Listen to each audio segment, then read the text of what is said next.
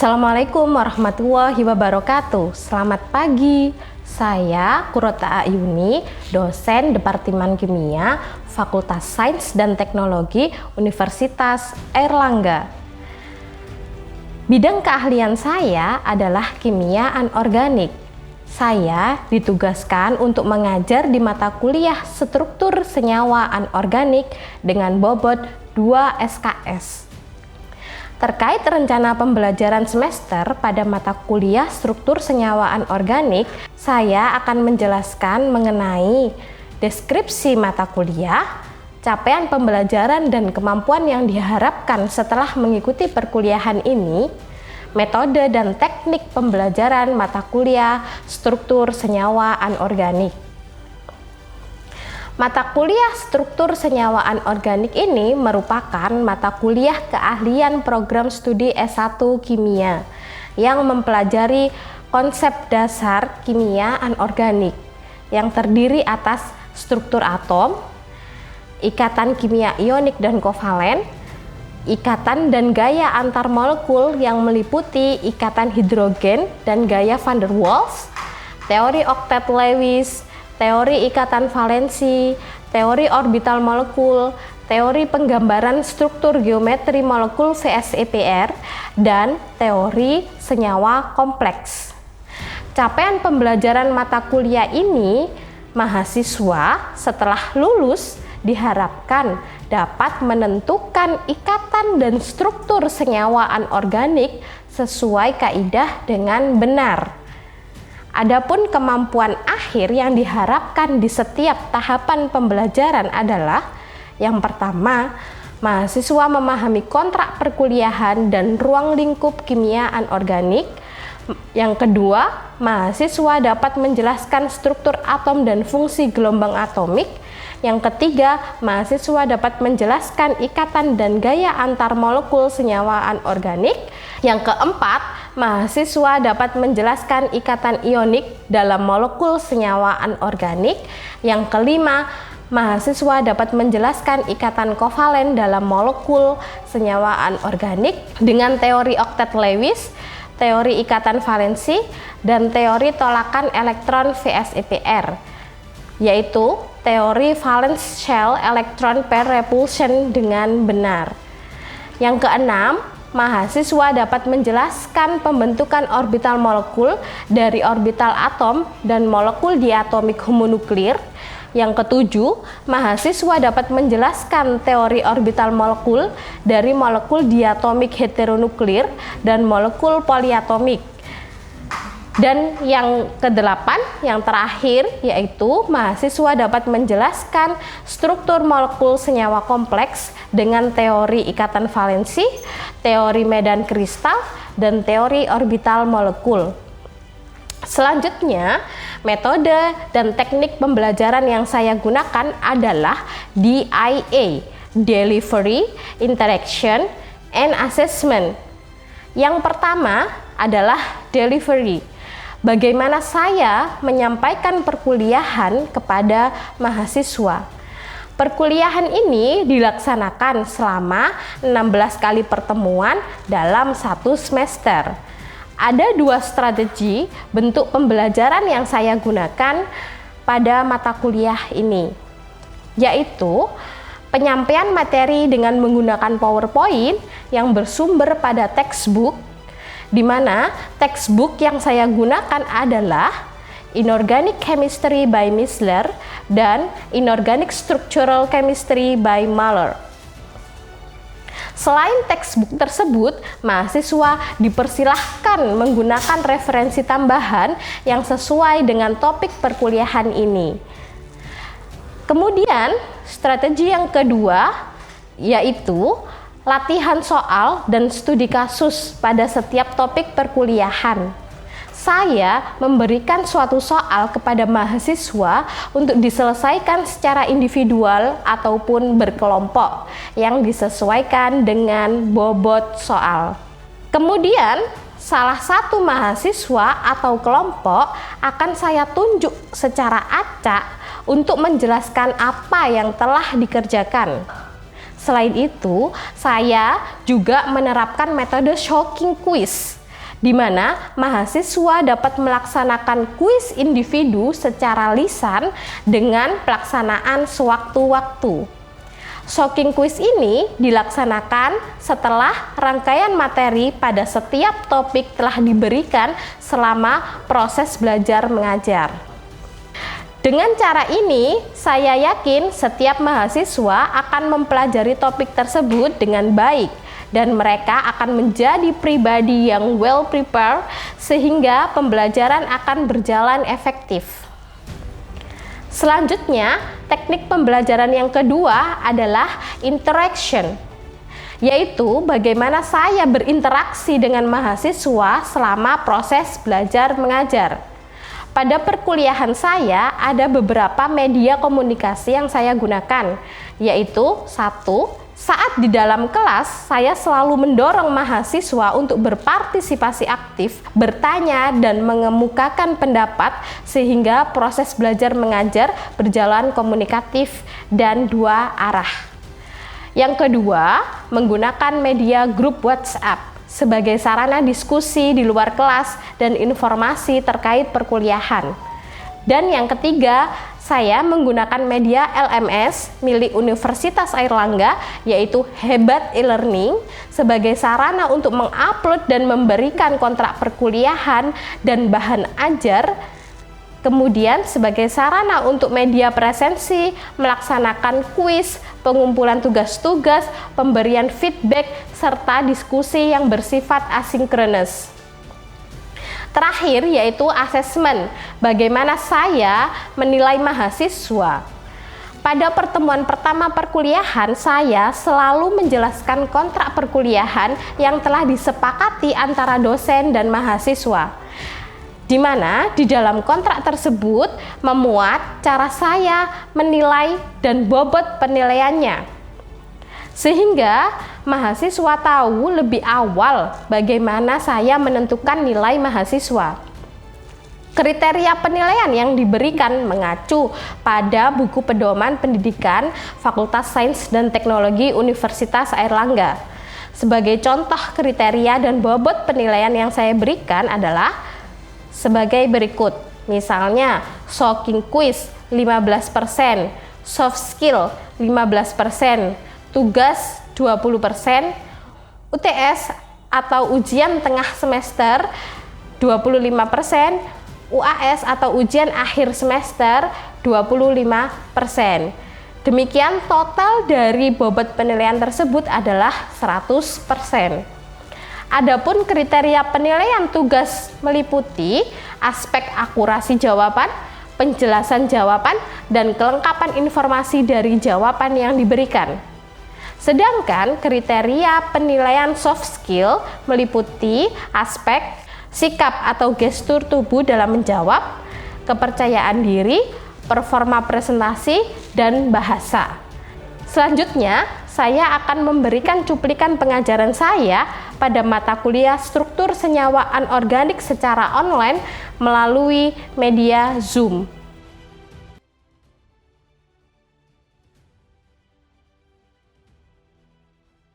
Nah, ini saya kira ada bond dan lone pair ya. Ada bond dan lone pair elektron. Nah, itu apa namanya? Mana yang bond pair dan mana yang lone pair ya, ini saya rasa kalian sudah tahu ya, bahwa yang sharing ini kan artinya kan di sini ada, maaf, di sini kan artinya ada 2 elektron ya. Ini aslinya ada 2 elektron. Ya. Kalau dia sudah sharing biasanya dikasih tanda strip gitu ya, artinya dia yang berikatan gitu. Nah, itu disebut bond pair. Kemudian kalau yang ini elektron bebas ya, PEB, maka dia lone pair atau biasa disingkat LP gitu ya, dalam bahasa Inggris, dalam bahasa Indonesia. Oh ya, mohon maaf Bu. Oke, dari yang pusat dulu Bu ya. Oke, untuk dari yang pusat itu P-nya mempunyai 5 elektron valensi. Nah, jadi di situ kita membuat dot sebanyak 5 buah. Kemudian untuk P-nya itu dikelilingi 4 buah unsur dari O, Bu. Nah, O itu sendiri memiliki 6 elektron valensi. Jadi untuk O dan P itu berikatan seperti yang ini, Bu. Ada yang berikatan dengan atom yang pusatnya seperti itu, Bu. Setelah itu untuk unsur-unsur lainnya mengelilingi O sendiri itu ada unsur H. Nah, untuk unsur H-nya itu sendiri itu memiliki 1 elektron valensi. Dikarenakan di sini hanya ada 3, jadi ditulis masing-masing unsur H itu memiliki 1 dot. Nah, untuk dari elektron valensi dari H sendiri itu berikatan dengan satu elektron dari O. Kurang lebih seperti itu, Bu. Kak, kalau yang ini kamu bisa jelaskan yang ini? Sebentar, Bu. Oke, Bu. Kalau yang itu, yang sebelum ikatan itu kan jumlah elektron dari H itu kan ada 3. Mohon maaf, ada 1, Bu. Terus untuk H-nya sendiri itu ada 3. Jadi 3 buah unsur H dikalikan dengan 1 elektronnya masing-masing, jadi jumlahnya 3 elektron valensinya. Ya. Artinya seperti ini. Contoh dalam molekul O3. Kan kita nuliskan seperti ini ya strukturnya. Ada yang rangkap 2, ada yang tunggal, ikatan tunggal. Nah, ini bisa dibagi gitu kan, artinya jumlah valensi yang dibagikan itu kan kalau dia sudah dibagikan artinya dia ada 2 elektron. Nah, itu makanya perlu dituliskan setengah. Ya. Perlu dituliskan setengah karena nanti yang dihitung adalah cuma setengahnya, atau bisa dituliskan di ini, diputus ya. Sekarang kalau dia diputus berapa? Baik, elektron valensinya O ada 6. Ya, masing-masing sama 6 karena masih sama-sama O. Kemudian elektron yang disusun pada atom. Ada berapa di sini? Ya. Ada berapa kita hitung untuk yang O. Ini kita tuliskan nih O nomor ini sini aja. 1 2 3 ya. O nomor 1. O nomor 1 elektron yang disusun pada atom ada berapa? 1 2 ya kan, jumlah valensi yang tak dibagikan. 1 2 3 4 ya, ditambah setengah jumlah valensi yang dibagikan. Ini karena udah diputus jadi nggak usah disetengahin. Jadi 1 2 3 4 5 6 ya. Atau boleh kalau misalkan ini dihitung 4, maka harus disetengah. Ya. Sehingga ini elektron yang disusun pada atom ada 6. Kemudian untuk O yang nomor 2. O yang nomor 2. Berapa jumlah elektron jumlah valensi yang tak dibagikan ya, elektron valensi yang tidak dibagikan. 1 2. Kemudian jumlah valensi yang dibagikan 1 2 3 4 5. Nah, itu 5. Kemudian yang O nomor 3 sama ya, yang O nomor 3 ini 1 2 3 4 5 6 7. Nah, berarti ini ada 7. Sehingga muatan formal O yang nomor 1 itu adalah 0. Ya. Nih. Muatan formal O yang nomor 2 itu adalah plus 1. Muatan formal O yang nomor 3 itu adalah min 1. Maka bisa dituliskan seperti ini. Ya.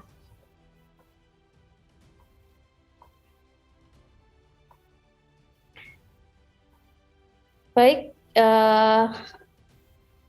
ini juga ya. Nah, kalau ini sama, ya, ini tadi kan yang struktur yang rangkapnya ada di sebelah kiri, ya. Tapi dia bisa mengalami resonansi, ganti yang rangkapnya ada di sebelah kanan. Ya, kalau yang rangkapnya ada di sebelah kanan, maka yang O nomor 3 atau OC itu yang memiliki muatan formal 0. Kemudian yang tengah tetap plus 1, yang kiri tetap min 1. Nah, karena sama, ya berarti dia bisa berpindah-pindah gitu ya, sama karena muatan formalnya sama. Kalau dijumlahkan. Ya.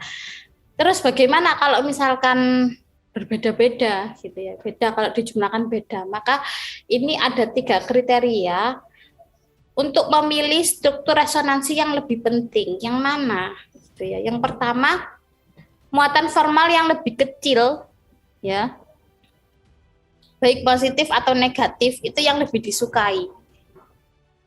Ya, jadi yang lebih kecil itu dia lebih disukai. Misalkan ada pilihan -2 sama -1, dia lebih menyukai -1. Kemudian kalau netral ya tambah lebih disukai. Ya, tambah lebih disukai. Tuh. Kalau misalkan dia netral ya, dia senyawa netral, dia lebih disukai. Untuk muatan formalnya totalnya 0 gitu. Kemudian muatan formal dalam atom yang berdekatan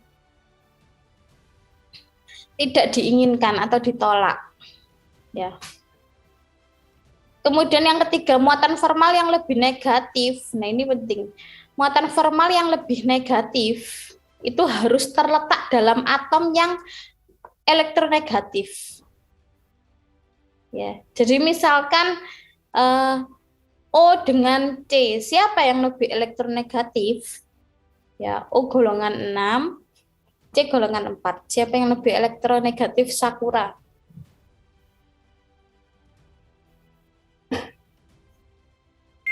Yang O, Bu. O, ya.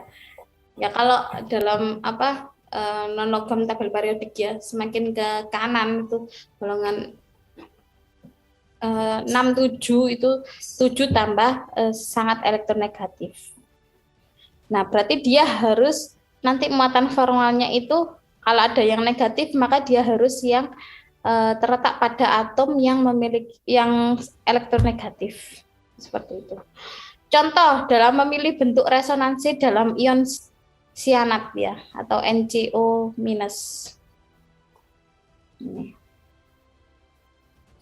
Ya, muatan formalnya bagaimana? Nah, ini ada kemungkinannya. N dengan C bisa satu ikatannya tunggal, kemudian C dengan O ikatannya rangkap 3. Atau C dengan N ikatannya rangkap 2, C dengan O juga rangkap 2. Ya, ini sama-sama sudah dikelilingi 8 elektron ya, masing-masing. Atau yang C dengan N itu rangkap 3, C dengan O tunggal, ikatan tunggal. Nah, ini kita bisa memilih mana yang struktur lebih yang paling penting gitu ya. Jadi kita hitung aja muatan formalnya. Coba yang N ini saya contohkan ya. Yang N ini muatan formalnya kok bisa -2, dari mana? Ya kan N itu elektron valensinya berapa?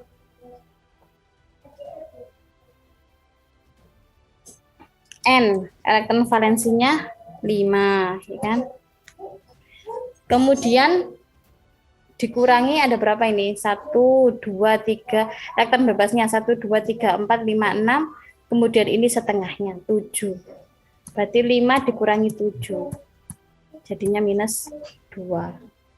Kalau yang C ini, elektron valensinya 4. Ya. Kemudian tidak ada elektron bebas. Yang ada elektron berikatan. Ya. Separuhnya berarti, ini kan dia sharing ya. Berarti 1, 2, 3, 4. Dikurangi 4. Maka dia 0 muatan formalnya. Kemudian yang O ini, yang O-nya berapa elektron valensinya? 6. Enggak kelihatan. 6. Kemudian elektron bebasnya ada 2. Berarti ini terus setengahnya gitu ya. 1, 2, 3, 4, 5. Ya. 1, 2, 3, 4, 5. Berapa? Jadinya +1 itu kok gak kelihatan. Ini +1. Plus ya. plus 1. Sehingga kalau muatan formal ini di total, ya, kalau muatan formal di total itu berarti di sini totalnya berapa? Min 1 ya. Nah, ini sama dengan muatannya, harus sama dengan muatannya. Ya. Kemudian ini bentuk yang pertama. Kemudian bentuk yang kedua, nah ini N dihitung. Elektron valensinya 5, kemudian dikurangi 1, 2, 3, 4, 5, 6. Dikurangi 6 sama dengan min 1. Ya, ini min 1. Kemudian C, elektron valensinya 4 dikurangi 4 sama dengan 0. Maka ini 0 ya. Yang O, elektron valensinya 6 dikurangi 1, 2, 3, 4, 5, 6. Kurangi 6. Nah, ini kan min 1 ya totalnya ya. Ya, oke. Nah, tapi kok yang apa namanya N yang memiliki negatif, berarti dicoba yang struktur ketiga. Yang struktur ketiga ini N-nya 0, kemudian C-nya 0, kemudian O-nya 6 elektron valensinya ya. Kemudian dikurangi yang bebas 1, 2, 3, 4, 5, 6 dan yang berikatan 1 berarti minus 7 sama dengan min 1. Nah, ini min 1. Ya. Nah, kita lihat mana yang sesuai dengan kriteria ketiga kriteria itu ya. Yang bentuk pertama itu terlalu besar, ya kan, muatan formalnya besar, min 2, 0 plus 1 besar-besar. Sehingga dia tidak dipilih karena ada yang lebih kecil. Ya, karena dia lebih suka yang muatan formal lebih kecil. Ya, bentuk 1 terlalu besar. Kemudian bentuk 3 ya, ini kok sama ya. Min 1, 0, 0 sama 0, 0, min 1. Terus bentuk 2 dan 3, ini mana yang dipilih? Nah, kita lihat yang poin ketiga. Muatan formal yang lebih negatif harus terletak dalam atom yang elektronegatif. Kalau ini, mana yang lebih elektronegatif? N atau O? Yang lebih elektronegatif jelas O. Sehingga O yang lebih cocok memiliki muatan formal minus 1. Sehingga bentuk yang 3 itu yang paling penting. Sehingga yang perlu diingat bahwa ini ya, muatan formal itu bukan bilox. Biasanya kan kalau di redox ya ada kayak gitu. Bukan bilox. Nah, jadi ini lain dengan bilox ya. Kalau bilox ini N biloxnya min 3, C biloxnya plus 4, O biloxnya min 2. Nah, ini kalau bilox tetap ya.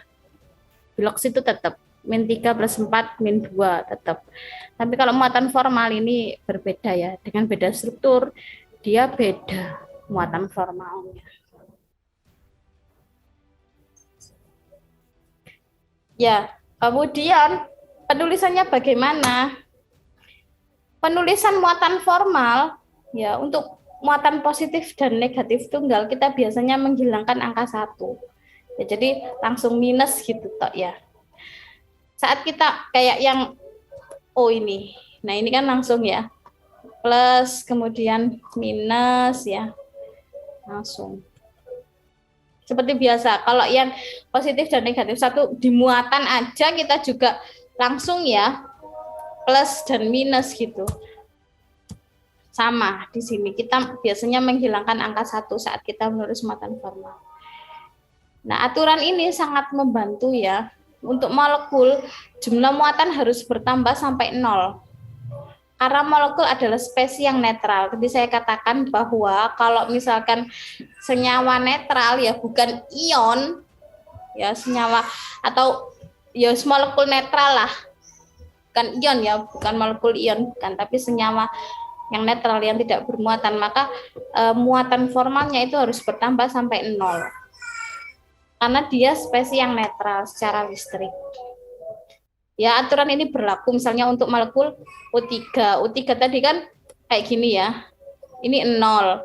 Kemudian ini minus sampai plus dan minus. Sehingga kalau di total itu adalah 0. Karena dia adalah spesies yang netral. Ada plus, ada min. Tadi kalau ditambahkan ya netral. Nah, kemudian untuk kation, jumlah muatan formal harus sama dengan muatan positif. Ya, karena kation kan dia ion positif ya. Untuk anion, jumlah muatan formal harus sama dengan muatan negatif. Ya. Oke, contoh ini ada formaldehid ya, CH2O.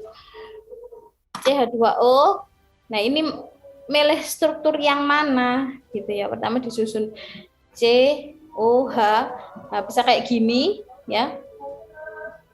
Bisa seperti ini. Ya. Bisa juga seperti ini. Ya.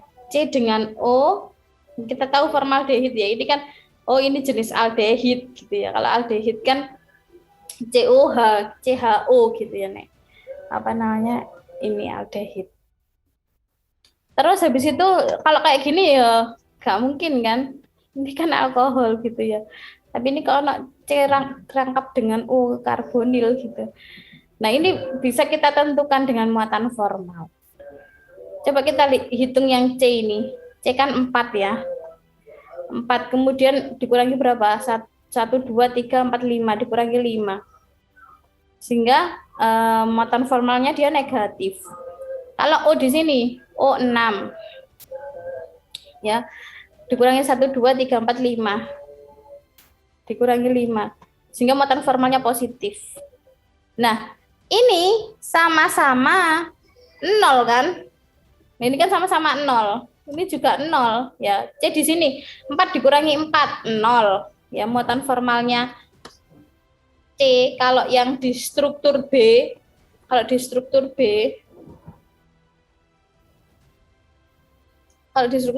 di sini 0. Kayak ketok kuning. 0. Kemudian kalau di O di sini 6 dikurangi 6 1 2 3 4 5 6 ya, maka 0. Ya. Ini kalau ditotal kan 0 plus sampai minus ya 0. Ini 0 sampai 0 ya 0. Nah, mana yang lebih disukai? Yang lebih disukai ya jelas yang ringan ya, yang kecil ini sama meskipun disama dengankan tuh 0. Nah, kita lihat strukturnya formaldehid adalah seperti ini. Ini C, kemudian ini O yang merah, kemudian ini ada H. Nah, sehingga kita bisa menuliskan mana yang betul struktur dari formaldehid. Kalau tulis Lewisnya aja ya mungkin loh ini mungkin ya. Sudah oktet semuanya. Ini juga mungkin karena sudah oktet semuanya ya, tapi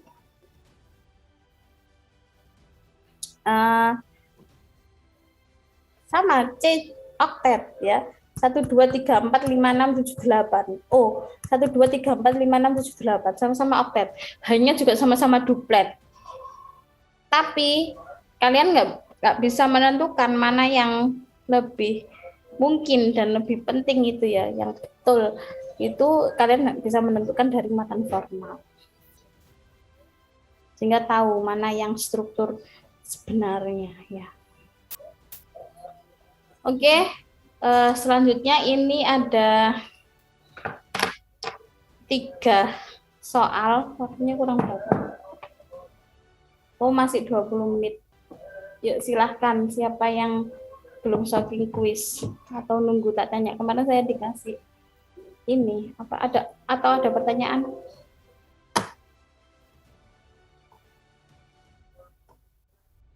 Terima kasih.